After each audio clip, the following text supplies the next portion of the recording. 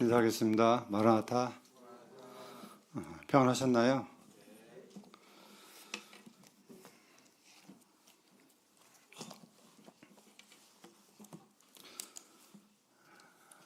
하나님 말씀 디모데 전서 6장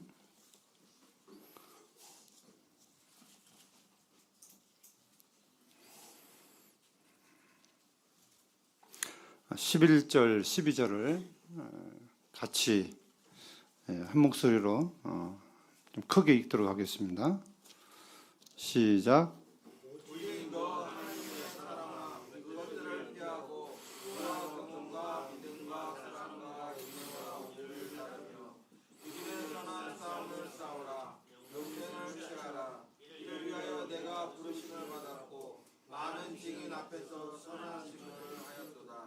제가 다시 한번 읽어드리겠습니다. 오직 너 하나님의 사람아, 이것들을 피하고 의와 경건과 믿음과 사랑과 인내와 온유를 따르며 믿음의 선한 싸움을 싸우라. 영생을 취하라. 이를 위하여 네가 부르심을 받았고 많은 증인 앞에서 선한 증언을 하였도다. 오늘 말씀의 주제는 너 하나님의 사람아 입니다. 이 말씀은 누가 누구에게 지금 한 거죠? 사도 바울이 디모데에게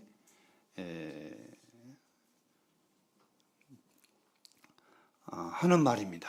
그건 오늘 디모데에게 뿐만 아니라 구원받은 모든 성도들에게 하신 말씀으로 듣고 믿기를 바랍니다. 너 하나님의 사람아, 이 소리, 이 의미가 어떤 의미이고 듣기 좋으신가요? 안 좋으신가요? 너 하나님의 사람이라고 하는 이 낱말은 아무나 들을 수 있는 말이 아닙니다. 구약 성경에 보면 몇몇 믿음의 인물에 대해서 하나님의 사람아 하는 이 표현을 하고 있습니다. 몇 구절만 찾아보겠습니다. 신명기 33장 1절 보시면 좀 찾아보겠습니다.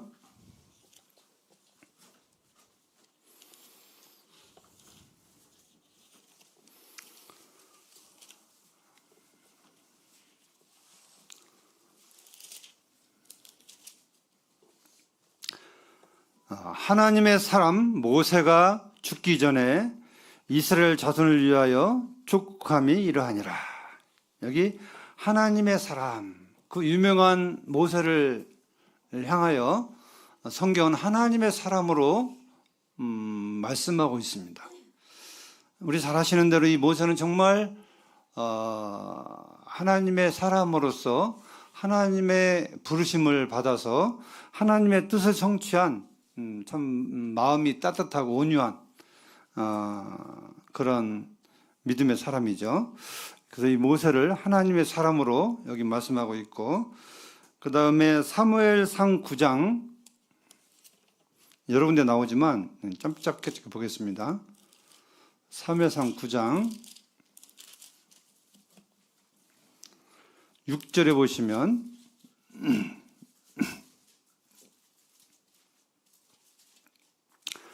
제가 읽어드리겠습니다. 그가 대답하되 보소서, 이 성읍에 하나님의 사람이 있는데 존경을 받는 사람이라. 그가 말한 것은 반드시 다 응하나니 그리로 가사이다. 여기 하나님의 사람으로 불리는 사람이 누군가요? 바로 사무엘이었습니다. 이 사무엘은 선지자로서 하나님의 사람으로서 정평이 나 있는, 마치 이름이 널리 알려진 인물이었습니다. 우리 잘 아시는 대로 이 사무엘은 몇 살 때부터 떨어졌나요? 부모를? 네? 젖대기 1년 후부터 엘리야가 참 섬기는 그 성전에서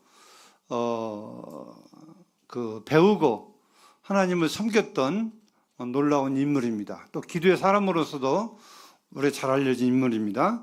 그래서 이 성읍에 하나님의 사람 그러면 사무엘을 가리키고 있습니다. 그 다음에 역대하 보시면 역대하 9장 6절 보시면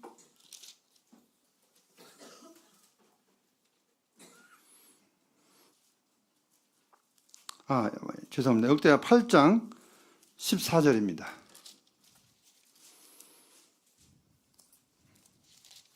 8장 14절.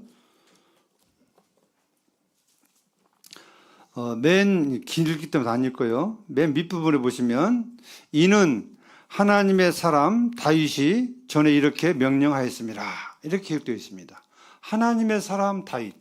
다윗도 하나님의 사람으로서 명성이 나 있는 사람이었습니다. 그 다음에 또 이제 찾지는 않겠지만 이 엘리야나 엘리사도 하나님의 사람으로서 불려지는 모습을 보게 됩니다.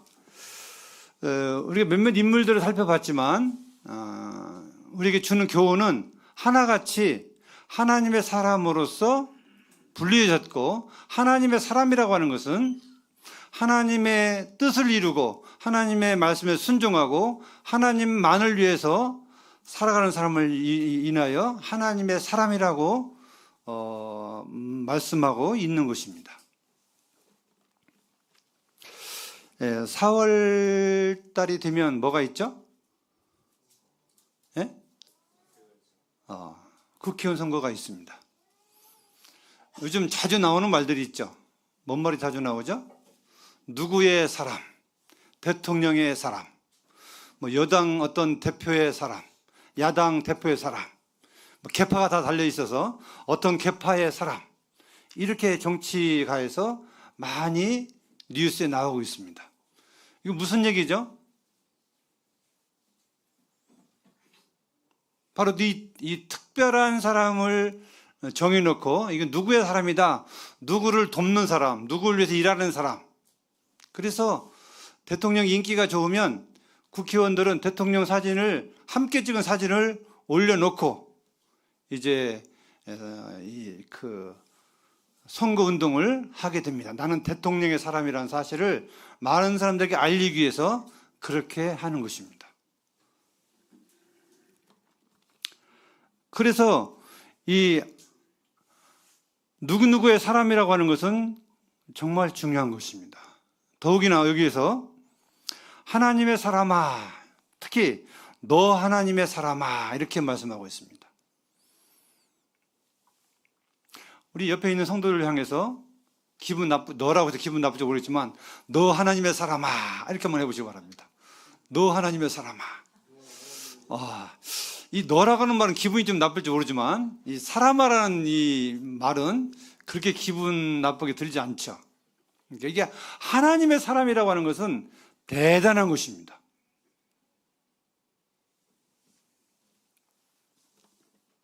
그래서 이 디모데후서 6장 11절 12절에 대해서 오직 너 하나님의 사람아에 대해서 명령조로 나와 있습니다. 네 가지에 대해서 하나님의 사람은 이렇게 살아야 된다, 이렇게 말씀하고 있습니다. 첫 번째로 보시면 피하라, 이렇게 말씀하고 있습니다. 너 하나님의 사람 이것들을 피하라. 그 다음에 두 번째로 의와 경건과 믿음과 사랑과 인내와 온유를 따르라, 이렇게 했는데 이 따르는 말은 이 옛날 성경에 보면 쫓으며 쫓으라 이렇게 되어 있습니다. 쫓으라, 쫓아라, 피하라, 쫓으라, 싸우라. 그 다음에 또 한 가지 뭡니까? 취하라 것입니다. 전부 다 하나같이 명령조로 되어 있습니다. 해도 되고 안 해도 되는 것이 아니라 하나님의 사람이라고 하면 이렇게 살아야 된다. 사도 바울은 디모데에게 명령하고 있는 것입니다. 오늘 주님 우리 성도들에게 하나님의 사람이라고 하면 이렇게 살아야 된다. 네 가지를 여기에서 말씀해 주고 있습니다. 그래서 오늘 네 가지를 좀 함께 살펴보기를 원합니다. 첫 번째로 오직이라는 단어, 오직. 혹시 오직이라는 뜻이 무슨 뜻인지 아시나요? 오직. 잘 써먹죠? 오직. 어떤 잘 쓰시나요? 뭐 오로지, 오직 같은 의미입니다. 이 오직이라는 낱말은 국어사전에 보니까 여러 가지 가운데 다른 것은 있을 수 없고 다만 이런 뜻이 있습니다. 오직은 그 사도 바울이 왜 여기 오직을 넣냐면 그냥 오직을 안 넣어도 되는데 앞에다가 오직이라는 단어를 넣습니다. 그리스도인들의 성도들의 살아감에 있어서 많은 것들을 보고 많은 것들을 생각하고 많은 것들을 이렇게 알 수 있지만 오직 너는 하나님의 사람이기 때문에 다른 것들은 있을 수 없다. 너는 하나님의 사람이기 때문에 이것만은 꼭 해야 된다 하는 의도에서 오직이라는 낱말을 여기에 집어넣은 것입니다. 오직이라는 낱말을 마음껏 새기면서 하나님의 사람아, 너 하나님의 사람아, 이것들을 피하라. 이 너에다가 자기 이름을 넣으면 좋습니다. 오직 너, 나죠, 나. 하나님의 사람아. 이것들을 피하라고 했습니다. 이것들은 뭘 의미할까요? 바로 6장 3절부터 10절까지 있는 내용입니다.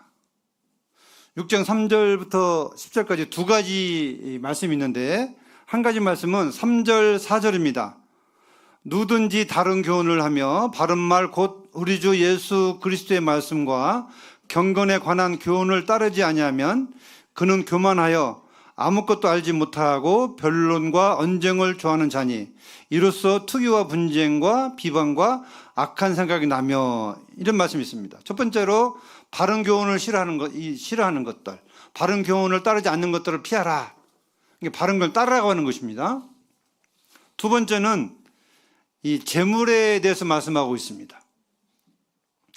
6절부터 보시면 그러나 지족하는 마음이 있으면 경건은 큰 이익이 된다 이렇게 말씀하시면서 우리가 세상에 아무것도 가지고 온 것이 없음에 또한 아무것도 가지고 가지 못하리라 이렇게 말씀하시면서 우리가 먹을 것과 입을 것이 있으면 족한 줄로 알라고 말씀하시고 그 다음에 9절 10절은 부하려 하는 자들은 시험과 올무에 빠진다고 말씀하시면서 그런 것들에 대해서 매이지 말라고 말씀하고 있습니다.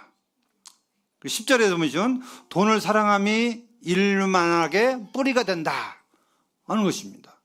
재물은 우리 삶 속에 있어야 돼요, 없어야 돼요? 있어야 됩니다. 재물이 없으면 우리는 굶어 죽어요, 그러죠? 그래서 일도 해야 됩니다. 재물도 얻어야 됩니다.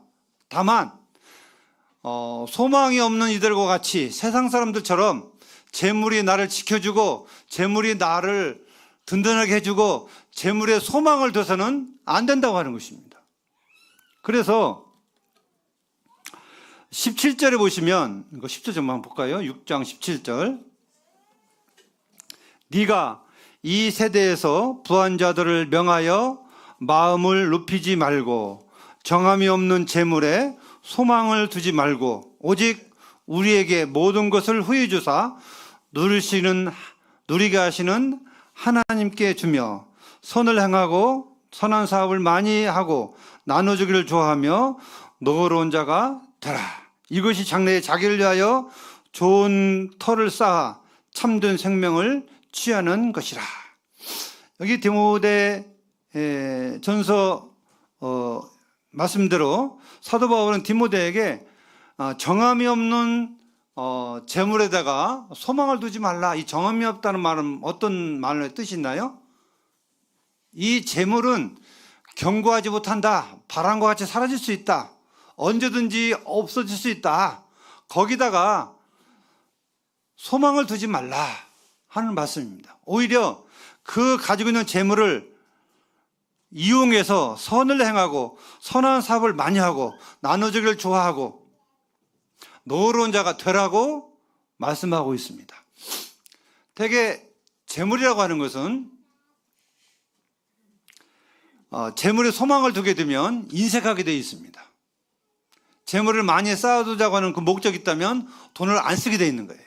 그건 누구나 다 마찬가지입니다. 그러면 통장에 돈을 쌓이게 되겠죠. 그러나 그 통장에 돈이 하나님 말씀에 보면 나를 지켜주지 못한다 하는 것입니다. 그냥 잠시 나에게 맡겨진 것이다. 이런 사실을 우리는 한순간도 잊어버려서는 안 된다고 하는 것입니다. 오히려 재물에 대해서 주님은 18절에 나와 있는 선한 사업을 하고 또 나눠주길 좋아하고 노력하게 되면 이것이 자기를 위해서 장래에 참 많이 저축하는 것이다. 쉬운 말로 이렇게 하나님은 말씀하고 있는 것입니다. 그래서 디모데에게 오늘 우리에게 피하라. 무엇을 피하라는 거예요? 부하려 하는 것들을 피하라고 하는 것입니다. 그런 마음을 버리라고 하는 것입니다. 그리고 우리는 하나님의 사람처럼 하늘에 속한 사람들처럼 살라고 말씀하고 있는 것입니다. 두 번째는 쫓는 것입니다. 따르는 것입니다.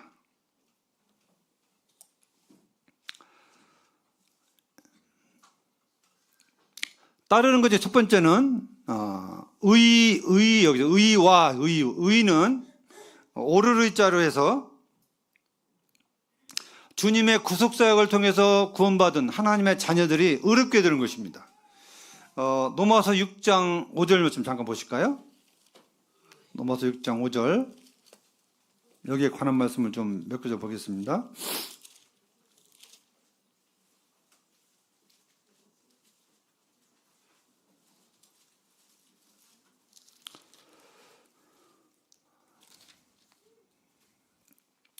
만일 우리가 그의 죽으심과 같은 모양으로 연합한 자가 되었으면 또한 그의 부활과 같은 모양으로 연합한 자도 되리라. 쭉 넘기셔서 10절 그가 죽으심은 죄에 대하여 단번에 죽으시며 그가 살아계심은 하나님에 대하여 살아계심이니 이와 같이 너희도 너희 자신을 죄에 대하여 죽은 자여 그리스도 예수 안에서 하나님께 대하는 살아있는 자로 여길지어다. 여기 주님의 구속의 은혜를 통해서 우리가 가지고 있는 믿음, 이것이 의라고 하는 것입니다. 이 믿음의 의를 쫓으라고 하는 거예요. 추구하라고 하는 것입니다. 사람이 의롭게 되는 것은 하나님의 구속사역만을 통해서 의롭게 된다는 사실을 우리는 끊임없이 말해야 되고 추구해야 되고 우리는 이것이 흔들려서는 안 된다고 하는 것입니다. 그 다음에 경건에 있는데 경건 두 번째로 의와 경건과 그랬죠. 경건은 뭘까요? 경건은 구원받을 때에 우리 안에 성령님이 들어오시는데 이 성령님을 우리에게 주시는 것은 우리가 하나님의 자녀답게 살도록 하기 위해서 진리의 영을 우리에게 주시는 것입니다. 이 성령님은 두 가지 역할이 있습니다. 에베소서 1장에 보시면 도장을 찍는 너는 구원받은 사람이다. 성령으로 도장을 찍는 말씀이 나와 있고 이 성령은 진리의 영이기 때문에 진리의 말씀을 우리에게 깨닫게 해주고 가르쳐주는 우리를 어떤 것이 선한 삶인지 악한 삶인지를 깨닫게 해주시는 바로 그런 분이 성령님의 역할인 것입니다. 그래서 이 경건은 성도들이 하나님을 닮아가는 예수 그리스도를 닮아가는 삶을 의미하는 것입니다. 예수 그리스도를 닮아가는 삶을 쫓으라고 하는 것입니다. 빌립보서 2장에 있는 말씀처럼 너희 안에 이 마음을 품으라 곧 그리스도의 마음이니 이런 말씀하시면서 주님의 낮아지심과 그 죽으심과 하나님께 대한 순종하심에 대해서 쭉 기록하고 있습니다. 주님께서 이 땅에 오셔서 경건에 사신 것처럼 우리 또한 구원받은 성도로서 경건의 삶을 쫓으라고 하는 것입니다. 따르라고 하는 것입니다. 그 다음에 세 번째로 믿음입니다. 믿음. 이 믿음을 신뢰하는 것입니다. 우리는 십자가의 구속의 은혜로 믿음을 가진 자가 되었습니다. 그것으로 끝나나요? 그렇지 않습니다. 우리는 끊임없이 하나님이 어떠한 분이고 예수님이 어떤 능력 가진 분인지를 우리는 알고 새기고 되새김해서 이 믿음이라고 하는 것은 어떤 때 많이 가지게 되냐면 내가 연약한 자라는 사실을 하나님 앞에서 한없이 느낄 때에 더욱 하나님을 의지하게 되고 매달리게 되어 있습니다. 그런데 구원받은 이후에 자만하고 교만해서 나도 이제 이쯤 되면 이런 마음이 들어가면 별로 하나님께 기도하지 않고 의지하지 않고 믿음이 없어지게 되는 것입니다. 믿음이라고 하는 것은 여기서 경건과 믿음이라는 낱말은 바로 죽을 때까지 우리는 하나님을 신뢰하는 믿음을 가지고 쫓으라고 하는 것입니다. 그 다음에 사랑이죠, 사랑. 하나님은 사랑이시라 했습니다. 그리고 우리에게 새 계명을 주신다고 말씀하시고 너희는 서로 사랑하라. 내가 너희를 사랑한 것처럼 너희도 서로 사랑하라고 요한복음 13장 34절인가요? 이렇게 말씀하고 있습니다. 그래서 이 사랑도 쫓아야 될 대목이고 따라야 될 대목입니다. 그 다음에 인내는 뭡니까? 인내는 참는 것이죠. 주님 오실 때까지, 죽을 때까지 성도의 삶에 있어서 쉬운 삶은 아닙니다. 이건 사단 마귀와의 어떻게 보면 싸움이고, 이 싸움은 적게는 내 육신과 나 영적인 거하고 싸움이고, 많게는 사탄과의 싸움입니다. 그래서 사도 바울은 디모데 후서 4장 7절에서 이렇게 말씀하고 있습니다. 나는 선한 싸움을 싸우고 나의 달려갈 길을 마치고 믿음을 지켰으니, 사도 바울이 이제 주나라 갈 때가 다 돼서 유언과 같은 말씀을 남겼는데 이 말씀이 곧 이 말씀입니다. 나는 선한 싸움을 싸웠다. 사도 바울이 구원받은 이후에 그의 삶을 돌이켜보면 어떤 삶을 사셨나요? 복음을 위해서 수없이 맞고 또 여러 가지 다른 교훈들을 쫓는 이런 무리들을 향해서 수없이 진리를 전파하고 많은 고난 가운데 그는 하나님이 원하시는 뜻을 쫓아서 길을 쫓아서 순종했던 바울의 모습이 바로 이 선한 싸움을 싸웠다 하는 것입니다. 언제까지요? 죽을 때까지요. 주님이 공중에 임하실 때까지 우리는 싸워야 되는 것입니다. 싸우라고 성경은 우리에게 말씀해 주고 있는 것입니다.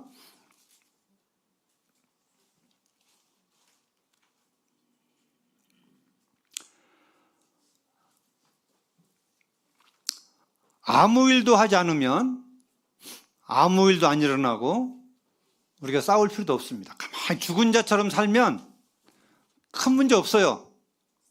근데 내가 세상에서 산 자처럼 하나님의 자녀처럼 살려고 경건과 하나님의 뜻을 쫓아 살려고 하면 거기는 많은 장애물이 있고 많은 싸움이 있습니다.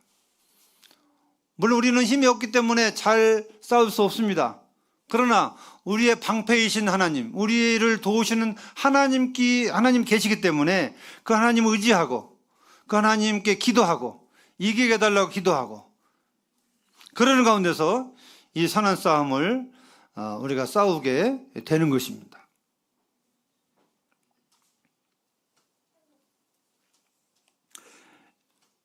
이 선한 싸움 앞에 인내와 온유를 쫓아오겠습니다. 인내는 참는 것이죠. 참는 겁니다. 온유는 뭐죠? 온유는 상대방을 배려하고 받아주는 것입니다. 화를 쉽게 내지 않는 것입니다. 다른 사람을 이해하려고 많이 노력하는 것입니다. 다른 사람을 헤아려 주는 것이 온유한 마음을 가진 사람들의 특징이라고 할 수 있습니다. 그래서 참고 견디고 온유한 것들을 쫓으라고 따르라고 성경은 우리에게 믿음의 사람에 대해서 말씀하고 있는 것입니다. 그 다음에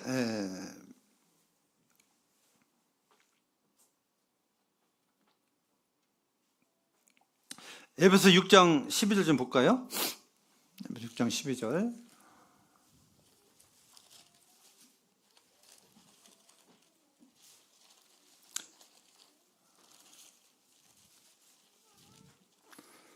6장 12절 보시면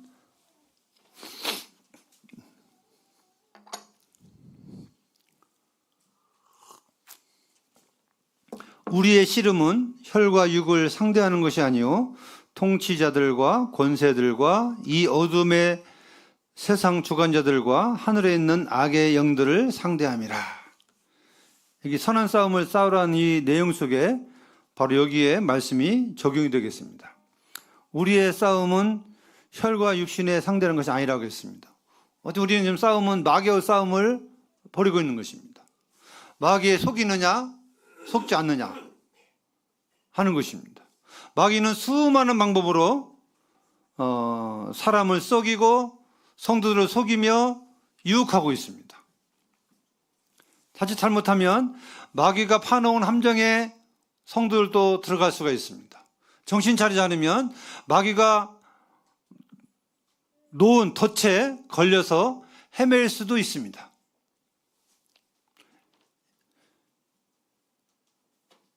선한 싸움을 항상 싸운다는 생각을 가지고 살지 않으면 우리는 언제든지 마귀에게 실패할 수 있고 질 수 있는 것입니다. 성경은 되게 싸우라는 말은 맞지 않는데 이 선한 싸움을 싸우라는 말씀은 하고 있습니다. 이건 전쟁입니다. 전쟁. 전쟁 같은 삶의 기분이 드시나요? 전쟁. 우리는 지금 전쟁하고 있는 것입니다. 근데 걱정할 필요는 없는 것 같아요. 왜요?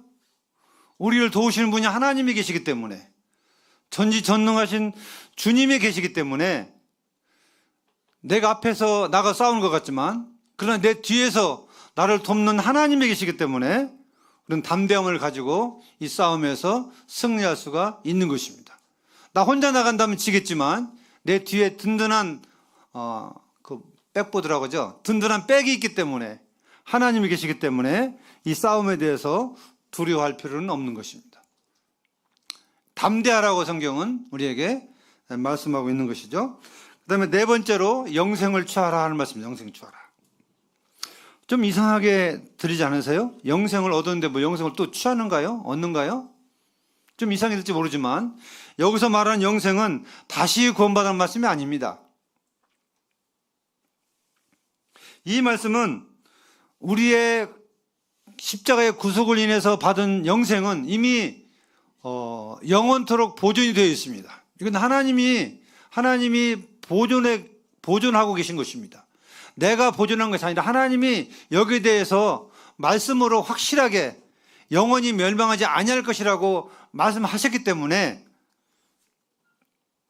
보장된 영생을 우리는 가지고 살고 있습니다. 그럼 영생을 취하란 말은 어떤 뜻이냐? 내가 받은 은혜, 내가 받은 사랑을 잊어버리지 말고 그 은혜에 보답하는 마음으로 살아라. 그래야 너희가 후회함이 없다 하는 말씀의 의미인 것입니다. 정리하겠습니다. 너 하나님의 사람아, 이렇게 말씀하시면서 네 가지의 구원받은 성도들이 하나님의 사람으로서 살아야 될 말씀을 해주고 있습니다. 첫째는 피하라. 싸우라고 하지 않고 피하라고 하셨습니다. 뭐에 대해서요? 재물 욕심에 대해서 피하라. 왜 싸우라고 않고 피하라고 했을까요? 재물에 대해서. 재물에 대한 소망, 재물에 대한 의지, 이걸 왜 피하라고 하셨을까요? 우리가 재물과 싸우면 이길 수 있을까요? 없을까요? 제일로 많이 성도들을, 사람을 유혹하는 것이 물질입니다. 물질로 인해서 사람의 마음을 흔들기를 제일 좋아하는 게 물질인 것입니다. 무슨 얘기냐면 사람은 이 돈 문제, 재물, 재산 문제, 이런 문제가 있어서 가장 흔들기 좋아하는 연약한 부분이 우리에게 있다고 하는 것입니다.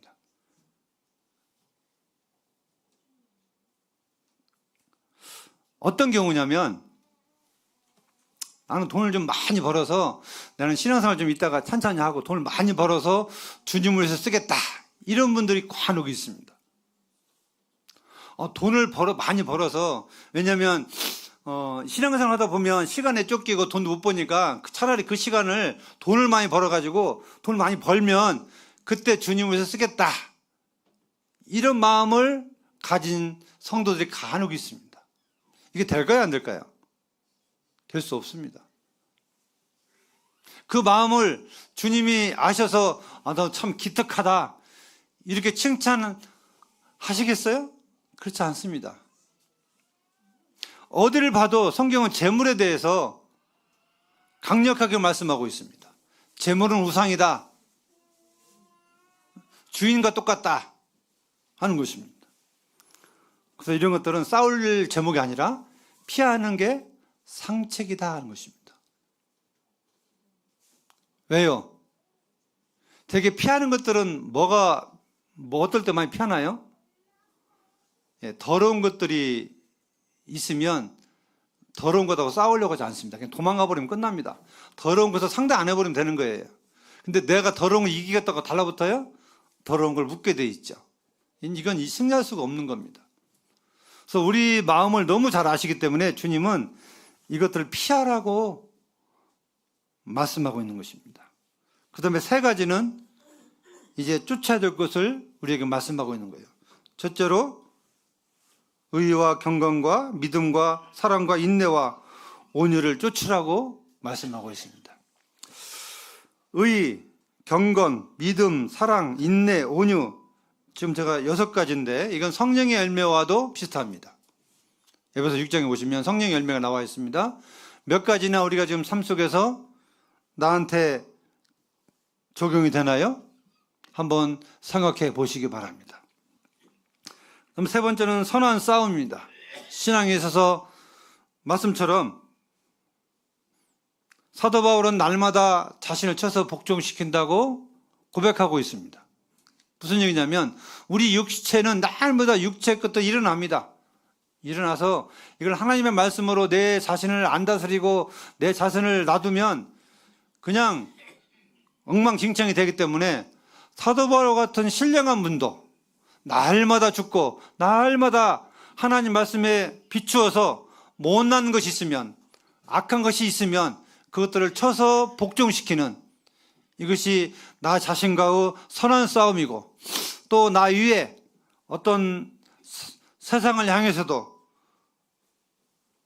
많은 박해와 고난과 복음을 전하다가 시련이 와도 이건 선한 싸움이다 생각하시고 인내하고 참으면 이 바울사도 같은 죽음이 임박할 때 내가 선한 싸움을 싸웠다 이렇게 고백할 수 있는 우리 성도님들이 되시기를 바랍니다. 그 다음에 4번에는 영생을 취하라 쫓으라 하는 말씀처럼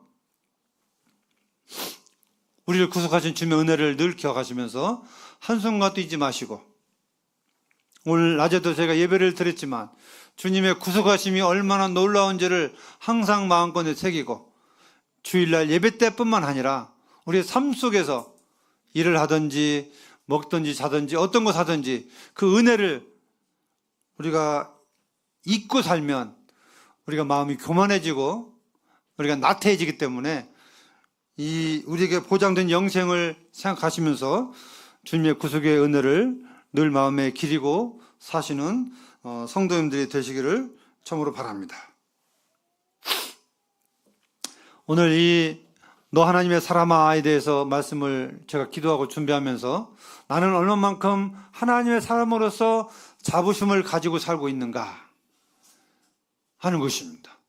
우리가 밖에 나가 돌아다니 보면 두 가지 사람이 있는 것입니다. 하나님의 사람이 있고 또 하나는 뭐죠? 마귀의 사람들이 있는 것입니다. 두 가지밖에 없어요. 기분 나쁠지 모르지만 우리는 하나님의 사람들입니다. 정말 어떻게 보면 목이 너무나 빳빳하면 그만해지고 부러지기 쉽기 때문에 목이 고드라는 얘기가 아니고 하나님에 대한 하나님의 사람에 대한 자부심을 가지고 어디에 있든지 누구에게나 나는 하나님의 사람이다 하는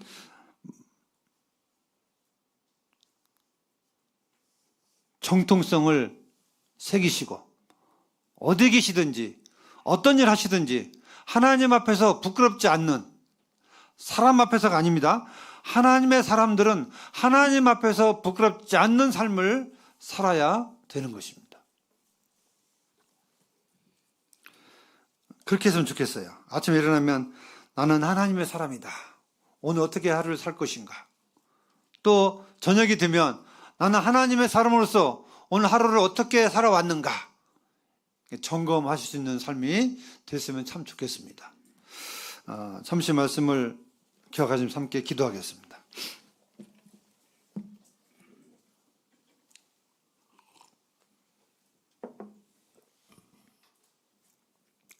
아버지 하나님,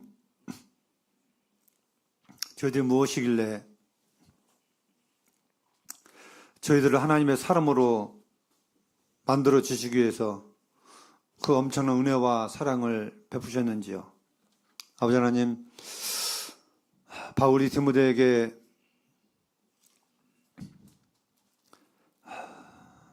명령한 것처럼